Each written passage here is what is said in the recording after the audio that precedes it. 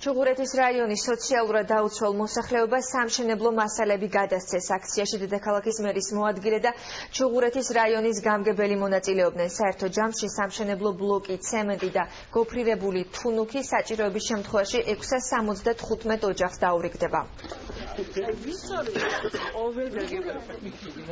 ეს არის ის ოჯახები, სადაც ვის უფრო მეტწილად არიან კერძო სახლის მფლობელები, რომლებიც არიან დაზარალებულები.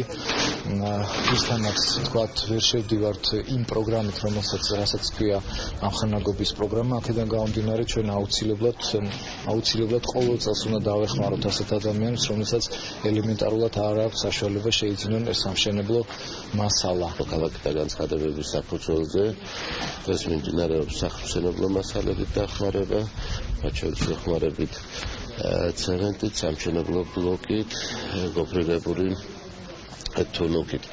აგრეთვე მიმდინარეობს აივნების შეკეთება და სხვადასხვა სახის სამუშაოები ტარდება.